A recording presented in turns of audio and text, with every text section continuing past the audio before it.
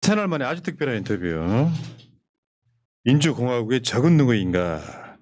심용환 소장 나오셨습니다. 어서 오십시오. 네, 안녕하세요. 반갑습니다. 심영환입니다. 심용환 역사 N교육연구소 소장, 네. 소위 말하면 역사학자. 네. 이러면서 지금 성공회대 외래교수까지 하고 계시는 심용환 교수, 심용환 소장은요. 지금 심용환 TV가 있어요. 현재 사는 심용환. 여러분 링크를 올려드릴 테니까 구독 좀 해주시기 바라겠고요. 네. 자, 그때 1월 3일 날 나왔죠. 1월 3일 날. 그러니까 네. 한 달 만에. 윤석열 내란 있고 한 달 만에 나와서 이제 막 분노가 갔었는데 두 번째 나오시는 건데 오늘은 세 명이 부담 갖지 말고 사실 여러분 그 심용환 소장의 책이 하나 새로 나온 게 있어요. 저를 한번 비춰주세요. 여기 있어 지금. 민주공화국의 적은 누구인가. 이쪽 제 모니터 뒤에도 예. 있죠. 요 이야기를 한번 심도 있게 한번 이야기 한번 해볼 것 같고요. 그리고 여러분들 책을 실물을 안 보셨으니까 목차도 좀 보여드리겠습니다. 그러니까 제가 이 책을 미처 읽어보지 못하고 네. 급하게 검색해가지고 목차하고 머릿말까지만 아, 읽어봤는데 감사합니다. 감사합니다. 야 짧은 시간에 네. 분노에 휩싸여가지고 맞습니다. 3주 만에 분노에 가득 차서 짧은 시간에 후다닥 썼다는 걸 느꼈습니다. 예, 성의 없게 예. 쓰진 않았고요. 예, 예. 그러니까 최선을 다해서. 분노의 그 농도만큼은 굉장히 진하다. 네. 비상계엄, 대통령, 네. 군부, 공무원, 검찰, 사법부, 국회, 기독교, 경제, 뉴라이트, 북한과 국회 관계, 국민 이 사람들이 민주공화국의 적이다 이런 이야기잖아 지금. 그렇죠.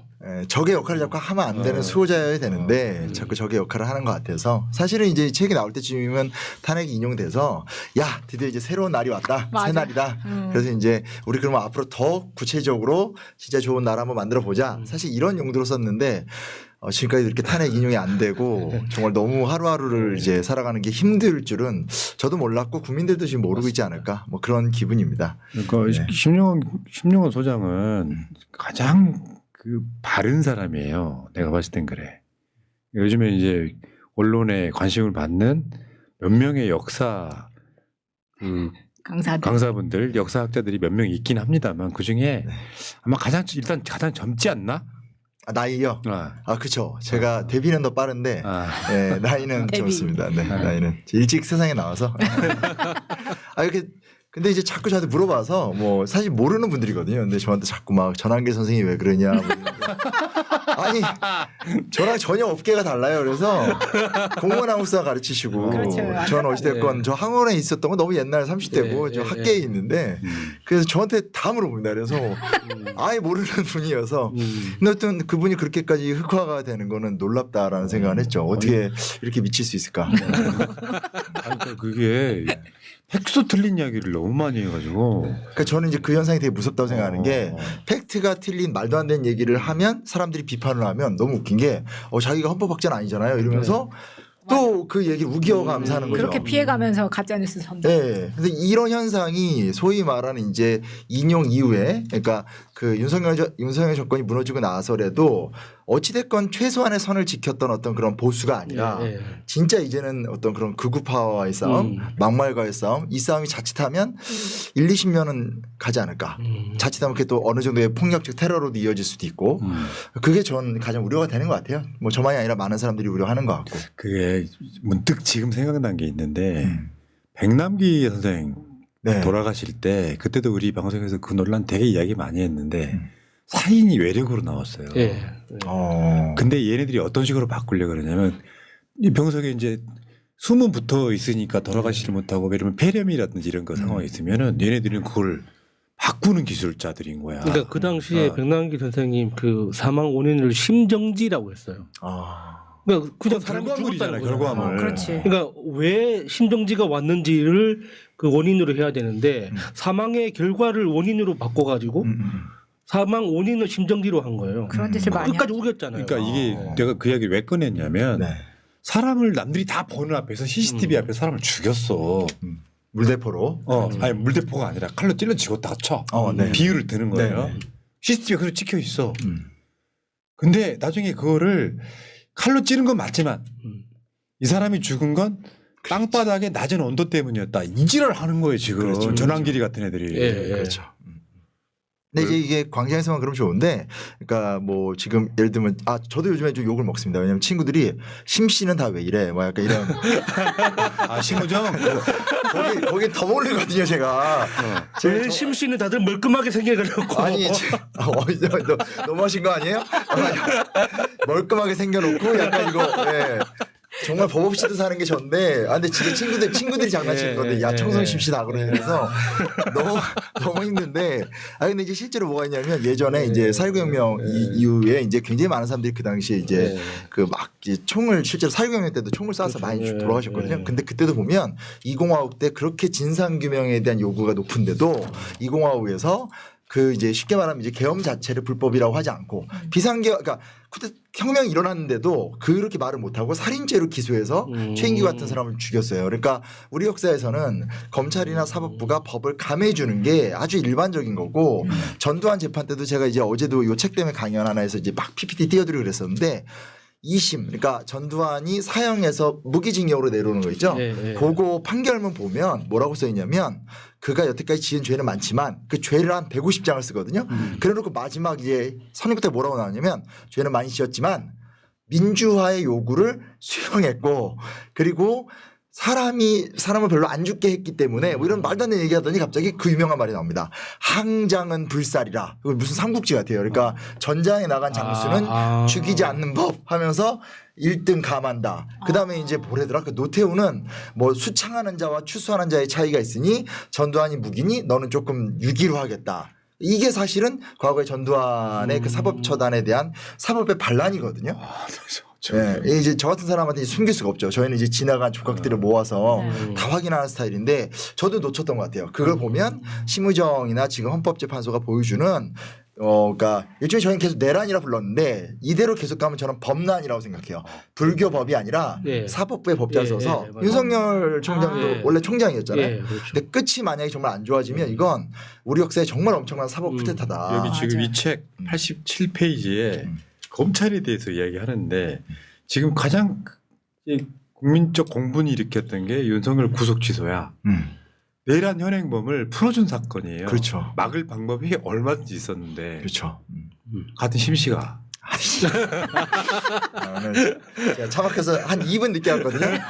아주 지금 못마땅한 표정으로 저를 보고 계십니다. 근데 여기 지금 민주공화국의 적이라고 하는 것 중에 검찰이 분명히 들어있다 이런 이야기인 거잖아요. 그렇죠. 뭐 당연하죠. 그리고 뭐 누님이 말씀드리는 거지만 이제 모르겠습니다. 이게 검찰 개혁을 어떻게 될지 깊이는 모르겠고 저도 더 연구를 해봐야 되겠지만 하나 분명한 게 저번에 그랬어요. 저희 막 역사학자들끼리 모였는데 어떤 선생님이 그러는 거예요.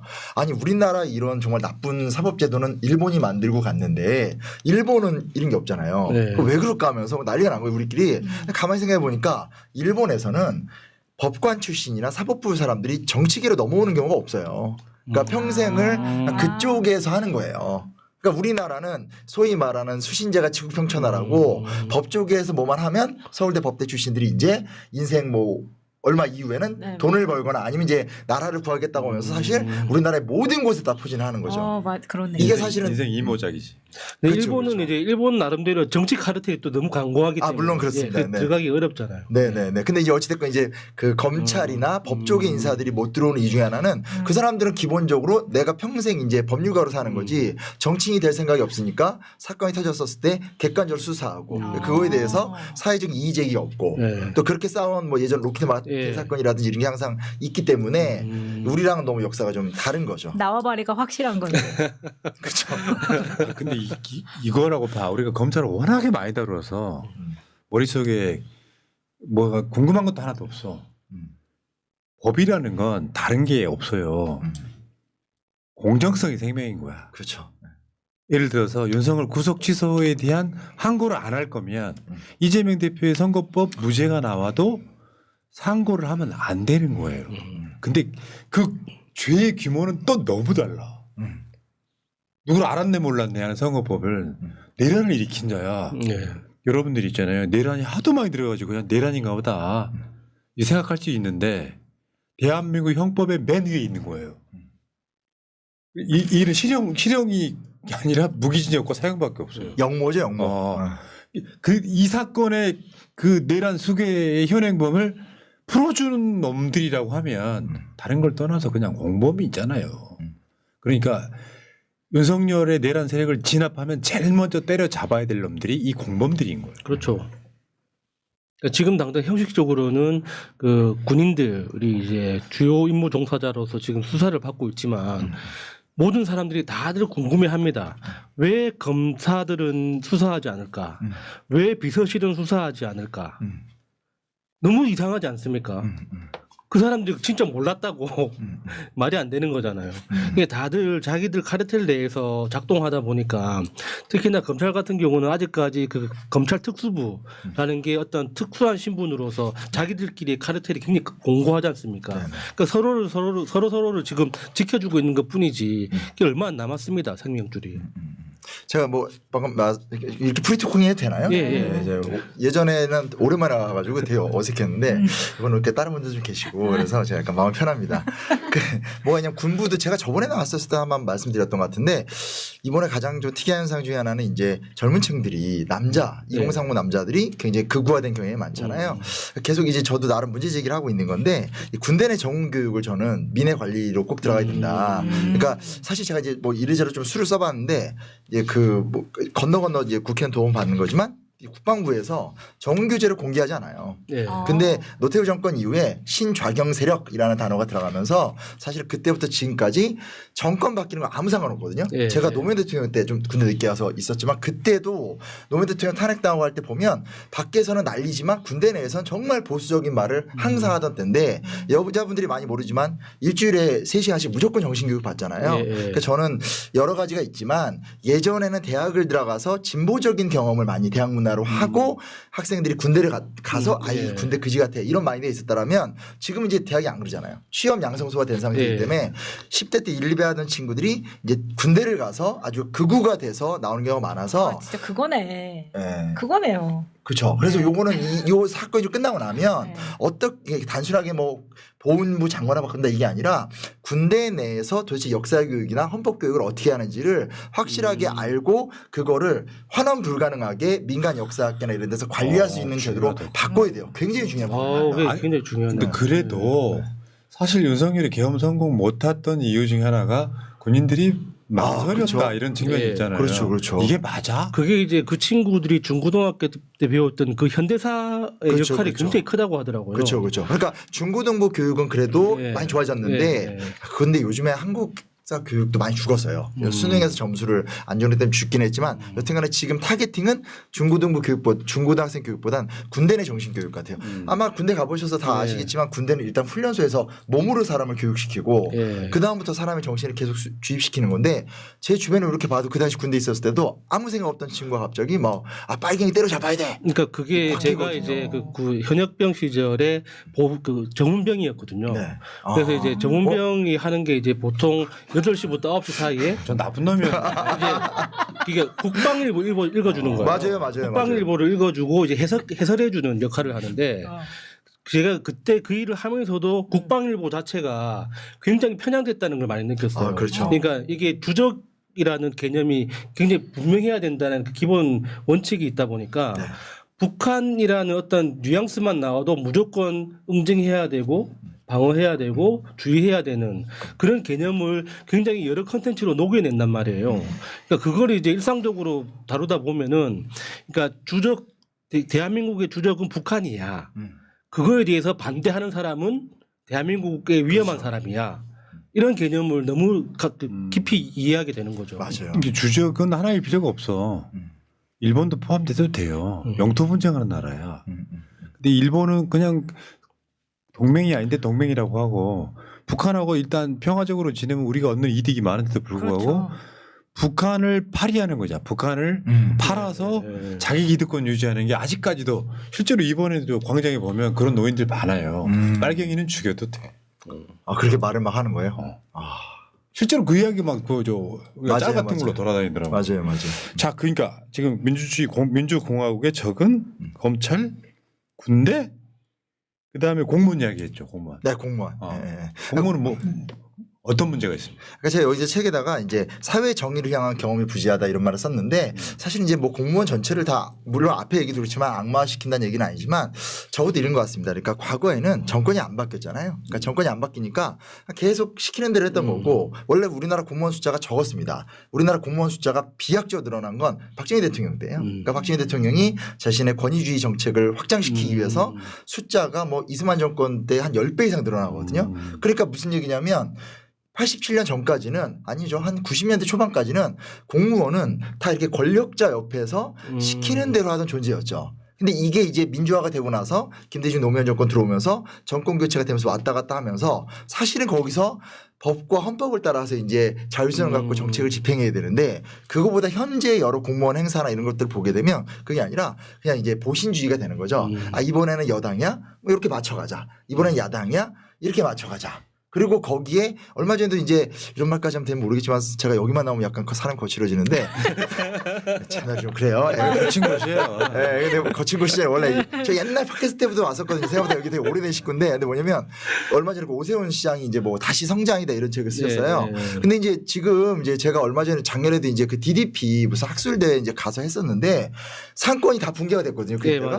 근데도 이제 오세훈 시장의 정책이란 건 뭐냐면 층고를 높이겠다는 거예요. 그러니까 남산 안 보여도 되니까 옆에 이렇게 그 옆에 이렇게 공원만 좀 잘 지으면 다 층고 높여주겠다는 거예요. 근데 지금 종로 일대 상권은 그렇죠. 붕괴의 상태거든요. 근데 이런 식의 정책이 지금 이미 진행이 되고 있는데도 사실 공직사회에 반발이 없어요. 그리고 이제 어떻게 보면 이제 그 공무원들은 이거 몇 년 지나가면 되겠지 이러면서 사실 공무원 사회가 자율성이니 책임성이니 방향성이 사실 없다라는 거죠.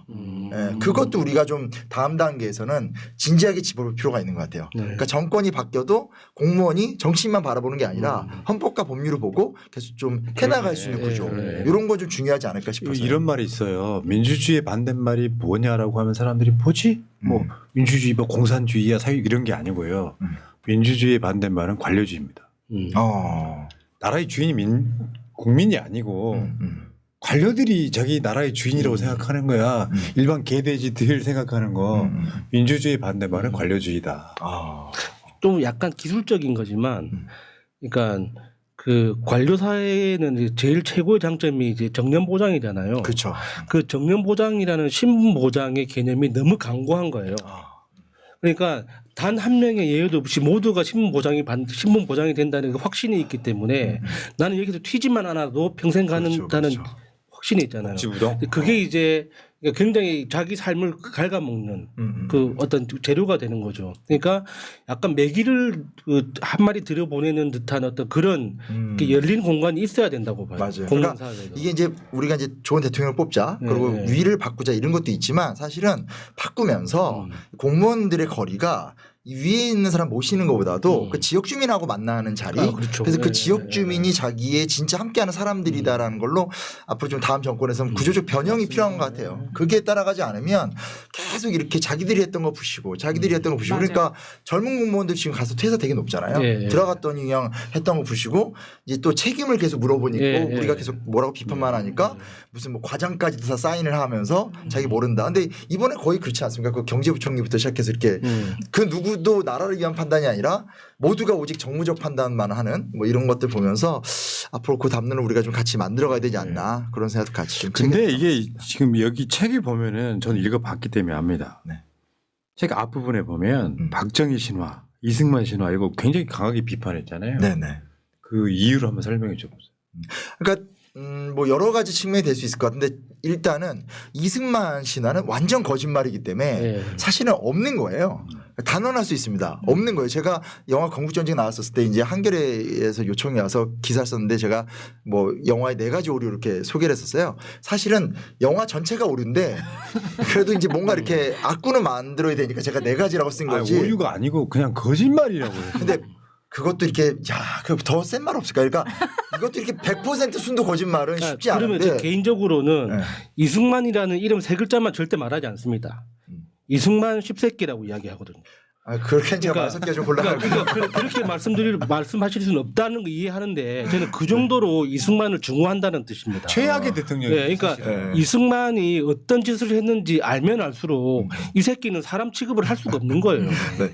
일단 제가 역사 연구를 그렇게 할 수는 없어서요. 예. 여튼간에 중요한 건 지금 우리 사회에서 통용되는 예. 이승만 담론은 다 허구다. 그렇죠. 근데 허구를 따라가다 보니까 지금 윤석열 대통령이 결과적으로 책에도 썼지만 이승만 대통령하고 똑같은 게 된 거잖아요. 그냥 막 무작정 아무렇게나 행동하고.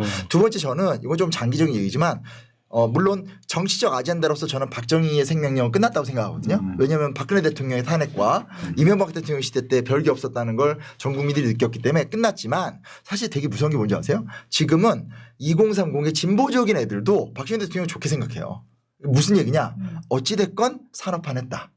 근데 1990년대 중반까지만 해도 PD님은 그때 다 이렇게 기억하실 거예요. 그때만 해도 산업화의 공보단 그가 만들었던 부정부패와 정경유착을 네, 맞습니다. 우리가 해결해 나가는 게 너무너무 힘들다는 얘기가 훨씬 더 큰 담론이었고 예, 맞아요. 저 대학교 들어갔었을 때도 그런 얘기를 하는 애가 없었어요. 그러니까 무슨 얘기냐면 그 오랜 기간 동안 공과 과를 얘기하면서 뭔가 어떤 진보와 보수가 동거를 하는 어떤 선이 있었는데 이번에 완전 깨졌잖아요. 나온 게 많아서 말씀드리면 그 공과 과라는 단어가 전 너무 싫었거든요. 왜냐하면 원래 공과 과는 훌륭한 사람 얘기할 때 하는 거잖아요. 그러니까 아무리 훌륭해도 과가 없을 수는 없으니까 뭐 간디, 김구 이런 사람들의 과를 얘기하는 건데 우리는 그게 아니라 전두환 이런 사람을 공과 과로 예, 하잖아요. 예. 그러네. 왜 그러냐 이유가 있습니다. 이거 제가 찾아냈는데 논문 쓰느라고 50청문회 국회 그 속기로 보는데 우리나라에서 공과 과를 누가 제일 먼저 얘기한 줄 아세요? 공식적인 자리에서 장세동이에요. 장세동. 아. 그 책에도 썼어요. 장세동이가 사실 그 전두환 오른팔이잖아요. 예. 나와서 국회에서 막 계속 까이는 거예요. 그러니까 네. 한마디도 할 말은 없는데 맨 마지막에 할 말은 없지만 그 사람 되게 좀 강하잖아요. 그러니까 그 답변을 못하지만 1공화국은 1공화국 나름대로의 공과가가 있고 그 박정희 정권도 공과가가 있고 우리 전두환 정권의 공과가도 있으니 너무 과만 보지 말아 주세요. 라고 한 말이 이제 공과가 담론으로 바뀌었거든요. 근데 오늘 우리가 앞으로 밀고 가야 될 건 이제 저는 일종의 공과 과란 담론으로 보수와 진보가 비교적 공존하면서 이렇게 경쟁하던 시대는 전 끝났다고 생각하거든요. 그렇다면 이제는 진짜로 어떤 보수가 이루어놓은 난장판을 진보가 수습하는 단계를 넘어서서 진보가 원래 진보는 사회 개혁의 주체잖아요. 개혁의 주체로서 문제를 풀어가는 데 있어서 조금은 이 소위 말하는 과거 박정희 정권 때의 과를 이제 좀 적극적으로 이야기를 하면서 얼마나 그 시대의 산업화가 모순적이고 가난한 사람들의 편이 아니었고 기득권들에게 얼마나 많은 이득권을 줬는지에 대한 담론도 좀 장기적인 주제지만 얘기를 할 필요는 있을 것 같아요. 중요한 얘기 건드리셨어요. 이중에 허구 또는 신화에 가까운 거잖아. 네. 대한민국 국민을 가장 많이 학살한 사람 누구? 이승만입니다. 전두환, 박정희가 아니에요. 비교가 안 되죠. 이승만은 부정선거에서 국민을 죽이다가 쫓겨나서 미국으로 하와이로 쫓겨 죽은 사람이에요. 독립운동할 때는 상해 임시정부로부터 탄핵된 사람이에요. 그 돈 빼먹다가. 그러니까 최악의 모든 걸 다 갖고 있어. 학살자예요. 전두환과도 비교가 안 된다니까. 이런 사람을 신화처럼 만들고 있어요. 윤석열이가 왜 그 뭐 건국절 논란 이런 거 있을 때 대한민국의 가장 악랄한 놈들이 그런 거 아니에요.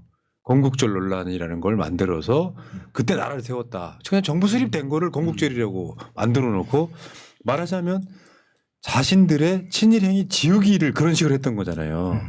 그러니까 공과 과 이야기하면 되게 열받는 게 최근에 윤석열 한번 이야기 한번 해봅시다. 공이 있어요? 없죠. 그랬더니 누가 뭐라고 그러더라고요. 나이 어리게 해준 거. 저도 그 생각했는데. 저도 그 생각했는데. 그 이야기 하면 안 된다고. 이건 공일 수도 없고 우리가 달라진 거 하나도 없잖아. 맞죠. 공부하라니. 더 헷갈려졌죠. 내가 그 평상시 때 방송할 때 그런 얘기 해요. 박정희를 존경하는 사람들한테 하는 말이에요. 대한민국의 민주주의 국가 아니냐. 그런데 민주주의 국가에 제일 중요한 게 뭐냐.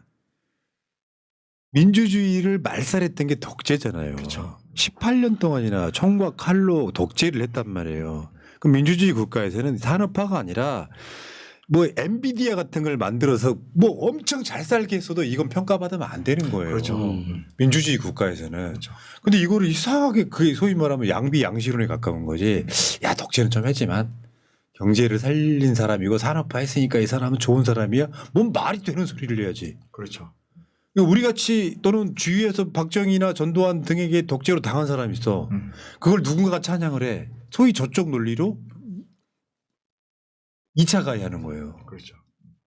최소한 박정희를 찍었던 사람들이 그런 방식으로 박정희를 신격화시키거나 하면 안 된다고요. 절대 공감한 얘기고 여기 오다 보면 여기 그 노량진 사육신공원 있잖아요. 저기 언제 만들어진 줄 아세요? 언제 조선 만들었어요? 숙종 때 만든 거예요. 그러니까 무슨 얘기냐면 그 한 나라에는 그 나라의 정체성이 있잖아요. 근데 이게 쉽게 말하면 삼촌이 왕 되고 싶어서 조카 죽였던 사건이잖아요. 근데 그때 사육신이 다 죽었잖아요. 근데 그게 이제 쉬쉬하고 있었던 거죠. 이게 왕의 이야기니까. 근데 결국은 조선이라는 나라가 조선 후기 때 숙종 때 가면 다 따져가지고 다 역사 복권시켜 주거든요. 그러니까 우리 민족이 갖고 있는 되게 독특한 특징 중에 하나가 뭐냐면 역사의 어떤 정통성의 문제, 그 나라의 국가 정통성의 문제를 지켜내는 데 있어서는 사실은 전근대 사회에도 그랬다는 거죠. 근데 지금 말씀하신 것처럼 민주공화국의 정체성은 민주주의고 근데 이렇게 얘기하면 히틀러 때 경제 성장 많이 됐잖아요. 네, 그렇죠. 결과적으로는 그렇지. 아니 히틀러 때 38년 들어가서 물가 다 잡고 아우토반 놓고 경제 성장이 됐죠. 공과 과를 얘기해야지. 그러니까 그 얘기 그렇게 안 하잖아요. 네. 그러니까 어떻게 그 얘기는 그렇게 하면서 이렇게 얘기할 수 있는가? 네. 그거는 저는 정말 자, 잘못된 것 그러니까 같습니다. 광화문 같은 데서 성조기 부대 이런 분들이 이제 대부분 그런 성향인데 진짜 한번 건드려 보고 싶은 건 심용환 소장도 마찬가지인데 민주공화국의 적은 누구인가에서 교회. 물론 일부라는 표현이 들어갑니다만 아닙니다. 저는 이제는 일부라는 단어를 안 쓰는 게 맞다고 생각합니다. 다 책임져야 된다. 교회의 모든 책임이다. 아니 그러니까 뭐냐면 그러니까 교회가 모든 책임이다까지는 아니고요. 제가 어찌 그것까지 감당하겠습니까? 이재명 대표도 아니고 그게 아니라 그러니까 뭐냐면 저 이제 교회 다니잖아요. 평생 다녔어요. 근데 제가 느꼈던 건 일부라고 믿었죠. 우리 교회 일부가 저렇게 극우고 저렇게 일부 어르신들이 여전히 박정희 좋아하고 그렇게 생각을 했어요. 근데 저는 이제 그 끈은 풀린 것 같아요. 왜냐하면 지난 20년간 교회가 그러니까 농담이 아니라 보세요. 윤석열 사건이 터지기 전에 이미 1997년 금남교회 사태 때부터 97년이죠. 97년 금남교회 그 부정부패 사태 때부터 지난 20년간 한국교회의 지도자들이 보여줬던 게 뭡니까? 그루밍 성폭력, 목회 세습, 그리고 뭐 온갖 재산 비위 문제. 이게 PD수첩에서 이단 사이비 문제가 더 많이 다룰까요? 아니면 정통교단이 더 많이 다룰까요? 얼마 전에 개봉한 연상호 그 넷플릭스의 게시록도 예. 일반 교회를 다룬단 예. 말이에요. 그러니까 무슨 얘기냐면 교회 다니는 사람들은 저는 윤석열 행태를 이해할 수 있다고 생각해요. 왜? 자기가 다니는 교회가 성도께 아니라 아버지가 아들한테 물려줘도 다 인정해주고 그리고 목사님이 알고 보니까 뒤에 권사님하고 뭐 여자 집사님들 수십 명 건드려도 다 용납해주면서 전별금 10억씩 20억씩 주고 그거를 지난 20년간 경험했단 말이에요. 그리고 원래도 되게 보수적인 집단이었는데 이번에 보면 사실 단순하게 몇 명 나와서 얘기하는 게 아니라 책에도 썼지만 이미 작년에 12.7 구국 집회 때부터 광화문에 10만 명씩 나와가지고 반동성애 반이슬람 외치면서 결국은 다 계속 정권 편들어줬고 이번에도 그 거리에 가보면 나와서 연설하는 나이 드신 분만이 아니라 젊은 사람들도 보면 되게 그 교회 회장들이 많고 네. 그렇고 요 뒤에 이렇게 국밥집 같은 데 가보면 어르신들 끝나고 나서 밥 먹으면서 무슨 얘기 하는 줄 아세요? 저 교회 장로인데 교회 3개 세우고 이런 얘기해요. 그런 얘기 하다가 끝나고 나면 가가지고 또 이제 태극기와 혐오와 징후를 얘기한단 말이에요. 그러니까 적어도 저는 한국 개신교가 한 500만 되면 100만 명 이상은 넘어갔고 본색을 드러냈다. 그러니까 이건 정말 이건 진짜 아니다. 아이고. 이건 솔직하게 얘기할 때가 된 거지. 언제까지 우리가 이거를 배려해 준다는 이름 속에서 천주교나 불교 안 그렇잖아요. 네. 그 가장 큰 교구에서 자정 적용하지 못했던 책임도 져야 되는 거잖아요. 그렇죠. 예. 소위 말하는 중립이라는 말, 보수라는 말 속에서 썩어 문드러져 가는 걸 자신들이 다 맞아. 일으켰는데 뭘. 요게 그런 거지. 뭐 정의에는 중립이 없다랑 똑같은 거잖아요. 실제로 그게 잘못됐다고 느끼면 대형 교회뿐만 아니라 모든 기독교인들이 내라는 잘못된 거야 외쳐야 되는데 그렇죠. 정치 불개입 뭐 이렇게 해가지고 한쪽에서는 중립 지키는 척 침묵하고 있는데 그중에서 일부는 자신들의 세력과 이득을 위해서 길거리로 뛰쳐나간단 말이에요. 네. 윤석을 지키겠다고. 요거 민주공화국의 적이다. 맞죠? 네. 네. 그건 우리가 지금 솔직하게 얘기할 필요가 있고 제가 이 얘기하면 제가 이제 교회 집사거든요. 회개를 해야 된다고 생각합니다. 잘못한 거 인정하면 되잖아요. 그렇죠. 네. 잘못한 거 인정하면서 가는 거야지 그건 아닌 것 같아요. 네. 우리 목사님 이 영상 보면 안 되는데 큰일이네. 많이 우려하시거든요 저를. 근데 이런 것도 있죠. 지금 우리가 그 내란이라고 하는 것에 사실은 그 원인 제공을 하려고 조작하려고 했던 게 바로 남북관계란 말이에요. 남북관계가 준전시 상태까지는 가야 내리는 건데 북한이 어떤 행위를 해서 한동훈 등을 사살하고 미군을 사살하고 요거 조작하려고 했던 그것은 뭐냐. 남북 관계가 안 좋기 때문에 가능한 시나리오잖아요. 그렇죠. 남북 관계가 김대중 대통령이나 노무현 대통령 때는 좋았다라고 하면 문재인 대통령 때처럼 좋았다라고 하면 이 조작 자체가 불가능한 거잖아요. 예. 그러니까 심영환 소장은 그런 이야기 하는 것 같아요. 남북 관계를 다시 복원해야 된다. 통일이 아니에요. 주장하는 거. 거기까지는 현재로선 가기 힘들죠. 네. 남북 관계 북한과 국제 관계 이런 게 또 여기다가 이제 우크라이나 전쟁 끝나가고 맞아요. 트럼프가 또 여기 또 끼어 들어올 거고 네네. 뭐 이런 이야기 할 건데 네네. 이것도 지금 민주공화국의 적으로 보는 거죠. 이 상태를. 그게 심각하고요. 그리고 사실은 뭐가 또 있냐면 요즘에는 그 이제 반공으로 안 되니까 빨갱이로 안 되니까 중국을 끌어들이잖아요. 예. 그 저는 살면서 대통령이 중국 관측 얘기하는 건 야 이거는 확인은 못 해봤지만 어느 나라 대통령이 남의 나라 그것도 내가 마음이 들든 안 들든 객관적으로 존재하는 대국이고 예. 그리고 지난 아무리 그 한국사를 무시해도 지난 2000년을 생각해 보면 지리적인 구조가 붙어 있고 공교롭게도 유럽 같은데 그래도 이렇게 비슷비슷하게 붙어 있는데 우리는 이게 덩어리 차이가 너무 나는데 아니 그거를 그래서 지금 어찌됐건 되게 웃긴 게 뭐냐면 저한테도 이제 제가 농담 삼아서 그래요. 조만간 분명히 나한테도 화교 아니냐. 네. 일단 심씨는 이게 저기 고려에 없어요. 그 고려 말에 심씨의 네. 처음 그 이성계의 선배 무장이 심덕부라는 사람인데 그때 이제 사실 적극적으로 또 혁명파는 아니고 이렇게 혁명이 성공돼 가니까 이렇게 아유 내 아우니 더 해야지 이렇게 붙은 이지. 네, 이렇게 다 그러면서 심씨 집안이 조선시대 때 이렇게 뜬 집안이거든요. 예. 그래서 이제 충분히 화교설에 대해서 저만 죽지 않을 겁니다. 심우영 총리 같이 갑시다. 근데 이제 뭘 말씀드리시냐면 제가 이제 이거 제가 이제 그 책을 찾아봤습니다. 그 이명박 대통령의 대통령의 시간이라는 책이 있어요. 근데 야 제가 정말 충격받았어요. 뭐냐면 일단은 이제 본인 자서전이니까 너무 이제 본인 얘기를 위주로 있다는 건 있겠지만 그래도 이명박 대통령까지는 한국의 보수가 무슨 생각을 하냐? 중국과의 전략적 관계 그리고 독도 방문 같은 아닌 건 아닌 거. 그렇죠. 그리고 이제 북한은 물론 이제 조금 더 행동을 잘못했지만 그래도 어찌됐건 그랜드 바겐. 그러니까 무슨 얘기냐. 미국과의 관계는 중요하지만 중국과의 관계도 중요하고 일본과 역사 문제는 건으로 싸우고 남북 관계는 어찌됐건 풀어야 된다. 그래서 대통령의 시간이라는 책을 저 되게 이상한 거 읽죠. 저는 항상 그런 거 보는데 그 뭐라고 나오냐면 나도 개성공단을 폐쇄하려고 했다는 거예요.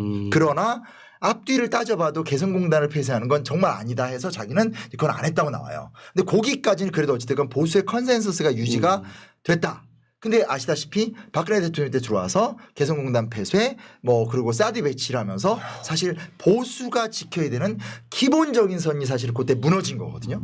그리고 나서 이번 윤석열 정권은 야 중국 시장 필요 없어. 동유럽 시장 개척할게. 저 동유럽 많이 가봤거든요. 가면 그 넓은 대지에 아무것도 안 해요. 그러니까 농사도 안 지고 그러니까 그거 비교할 수 있는 땅이 아니거든요. 이런까지 왔기 때문에 지금 굉장히 위험한 건 뭐냐면 소위 말하는 이 남북관계를 개선하지 않고 지금 한국의 미래는 없지 않습니까? 거기에서 보수는 동력이 완전 상실됐다. 두 번째는 이건 항상 조심스러운 얘기지만 여튼간에 이번에 문재인 대통령 회고록도 나왔는데 읽어보니까 본인 입장은 어찌됐건 좀 북미 관계가 좋아지면 다른 문제가 해결될 거라고 믿었다고 하면서 그게 내가 되게 패착이 되는 얘기를 솔직하게 하시더라고요. 그런 측면에서는 김대중 정권 때로 저는 돌아가야 된다고 생각한다. 그러니까 우리가 끊임없이 북한도 설득하고 미국도 설득하면서 우리 입장에서 실익을 가는 왜냐하면 진짜 냉정한 얘기지만 북한이 핵을 포기하겠습니까? 반대로 미국이 핵 없는 북한을 좋아할까요? 저는 그렇게 생각하지 않거든요. 이 적대적 공생관계라는 것도 있지 않습니까? 그렇지. 예. 양자가 자기네들의 카드가 있는데 그런 상태라면 우리는 어찌됐건 우리의 실익을 위해서라도 이 컨센서스를 부활을 시켜야 된다. 모든 새로운 시작의 출발점은 국내 정상화도 있지만 남북관계의 새로운 비전 위에서 좀 이루어지지 않을까. 중국 관계도 그렇고 그건 우리가 좀 계속 쌓아가야 될 것 같습니다. 야, 그 윤석열만 따면 되는 게 아니고 바꿔 나가야 될 그들이 천지로 네. 들어있네. 네, 네. 여기 지금 민주공화국의 적은 누구인가에서 대략적으로 정리해봐도 이 정도예요. 그 아까 목차에 보면 또 다른 것들도 나와 있잖아요. 네, 네. 그렇게 해서 실제로 윤석열을 파면시키는 게 문제가 아니라 사실 윤석열 파면은 시작일 뿐이다. 그러니까 저는 저 공화국의 적이라는 말을 이번 내란 사태 이후로 개인적으로는 자주 썼거든요. 왜냐하면 그 개념이 정말 중요합니다. 민주공화국도 중요하지만 민주보다 저는 공화국이라는 개념이 더 중요하다고 생각해요. 왜냐하면은 공화국에서 민주주의가 시작하는 거거든요. 그러니까 공화국의 반대말은 왕정입니다. 그러니까 우리 시민이 나라의 주인이라는 그걸 믿는 철학 위에 공화국이 만들어진 거예요. 이 공화국의 적이라는 건 우리가 나라의 각각의 개인들이 나라의 주인이라는 걸 부정한다는 뜻이거든요. 그게 무슨 뜻이냐면 이 땅에는 왕이 있어야 된다고 주장하는 거예요. 그런 사람들하고는 우리는 같은 땅에 못 사는 거예요. 만약에 그걸 믿는다면 왕이 있는 나라로 지가 찾아가면 됩니다. 왕 모시고. 왜 이 나라에서 공화국에서 왜 왕정을 주장하냐고. 그러니까요. 맞는 말씀. 그러니까 이게 이번에 윤석열이 어떤 짓을 했던 건지 지금 국민의힘이 무슨 짓을 하고 있는지 우리가 이 공화국의 적이라는 개념으로 정확하게 이해를 해야 되는 거예요. 그러니까 실제로 윤석열이가 임기 내내 보여줬던 모습뿐만 아니라 내란을 통해서 하려고 했던 모습이 사실은 왕입니다. 그렇죠. 왕. 나 비판하면 안 돼? MBC 전용기 타지 말라 그래? 야 내가 대통령 됐으니까 고속도로 정점 정도는 바꿀 수 있는 거 아니야? 내 마누라가 주가 조작하는 게 뭐 그렇게 중요하다고 이런 거잖아요. 요거 근데 워낙 잡소리가 많아. 에이 한 방에 쓸어버리고 다 죽여버리고 국회도 해산시키고 대충 이렇게 해가지고 영구집권 하겠다라고 하는데 이게 진짜 민주공화국의 적은 윤석열 이 새끼야 일단. 그러니까 아무리 민주주의가 아름답고 평화를 사랑한다고 할지라도 용서할 게 있고 용서 안 할 게 있거든요. 맞아. 민주주의가 얼마나 공포스럽고 무서운 건지를 이번에 공화국의 적들한테 분명히 알려줘야 되는 거예요. 에이 참. 야 이 책을 보니까요. 제가 이 책을 며칠 전에 보내줘가지고 이 책에서 좀 읽어봤는데 아씨 방송 준비해야 되는데 책을 놔지지가 않는 거야.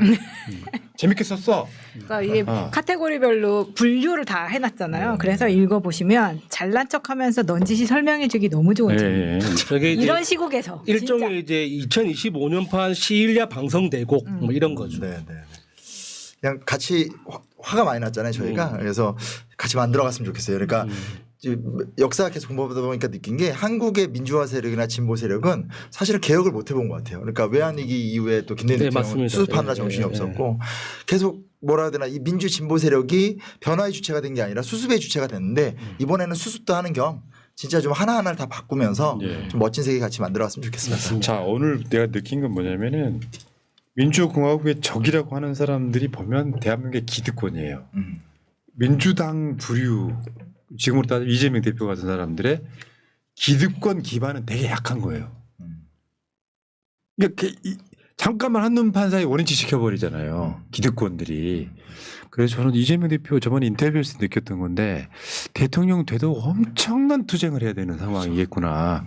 마음이 좀 짠했다 이런 생각이 드는데 자, 어쨌건 지금 내란이 길어지면서 심용한 이제 우리 소장, 우리 역사학자님도 뭔가 손해를 보는 느낌이 좀 드는데요. 이거 윤석열 탄핵 됐겠지? 그때쯤 그 분위기에 사람들이 그냥 책을 읽지 않더라도 이거 기념으로도 하나 사지 않을까 싶어서 내놨는데 아직도 지금 윤석열 탄핵이 안 되고 있다. 야 새날은 너무 좋은 것 같아요. 전 이렇게 책 갖고 나와서 이렇게까지 챙겨주시는 방송은 아 역시 최고의 예전부터 그러셨거든요. 변치 않으세요 진짜. 서점 사이트 가셔가지고요. 네. 아 새날마켓도 이거 입점하세요. 새날마켓에서. 네 알겠습니다. 네. 자, 지금 링크가 나가고 네, 있습니다. 링크가 나가고 있는데 저는 개인적으로는 그 교보문고를 추천하는 사람이에요. 그나마 책 사이트 중에 가장 좀 도덕적인 혹시 나는 교보로 일단 보는데 공감 안 하시면 어쩔 수 없는 거고 교보 사이트 1위 하면 다 한국 1위라고 생각합니다. 자 권오규님 4월 시청료 보내드립니다. 죽을 만큼 힘든 요즘 겸공으로 하루를 시작하여 새날로 하루를 마무리라도 할 수 있어. 그저 감사하며 삽니다. 내란 주범과 거기에 부역한 찌그레기들 때문에 속이 답답해서 잠 한 번 편히 잔 적이 언젠가 싶네요. 반드시 끝나겠지만 끝날 때까지 고통받아야 될 민주진영의 가족들께 조금만 더 힘내시라고 응원 드려봅니다. 파면 선고의 시간은 이제 7일 남았네요. 다들 힘내세요. 민주진영 화이팅입니다 하셨습니다. 고맙습니다. 우리 권오구님.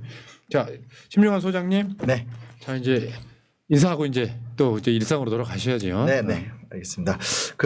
저는 어찌됐건 이게 전선에서 뛰는 입장은 아니지만 후방에서 이제 군대에서도 군수가 나왔거든요. 그래서 열심히 좋은 소스들을 만들어서 계속 상상하고 계속 새로운 세계 만들 수 있는 좋은 제로 만들도록 노력하겠습니다. 새날 항상 응원하고요. 매번 진짜 10년 전부터 제가 책 쓸 때만 항상 불러주셔서 얘기해 주셔서 정말 감사하고 청송 심신 같은 심신 아니다. 이런 거 좀 말씀드리고 싶습니다. 네. 이상입니다. 책 쓸 때만 부른 게 아니고요. 책 쓸 때만 연락합니다. 그렇게 말하면 제가 진짜 뭐가 됩니까? 정말. 자주 놀러 오세요. 그게 아니라서 믿는 관계라서 그런 거죠. 불름 나오잖아요 또. 아유, 참. 자 여러분 오늘도 윤석열 파면은 없었습니다. 다만 앞으로 일주일 정도 시간은 국민들이 조금은 기다려 볼 수 있지 않을까. 근데 네. 그 다음은 진짜로 이건 참기 힘든 시간이 와버리는 것이기 맞아. 때문에 주말 집회에 나갑시다. 우리가 좌절하고 있을 때도 아니고 뭔가 막 공포심 할 때도 아니에요. 우리가 지금 이 상황은 우리가 지금 뭘 해야 되는가를 고민하면 돼요. 할 수 있는 게 뭐 있을까요? 뭐 준비하라고 그러시는 분들이 있는데 우리가 할 수 있는 건 광장에 나와서 분노를 드높이는 방법밖에 없어요. 여러분들 댁에 들어가셔갖고 그 M1 가족들한테 화내지 마시고 광장 가서 윤석열과 헌재의 화를 내시기 바라겠습니다. 자 오늘 방송 마치겠습니다. 고맙습니다. 감사합니다.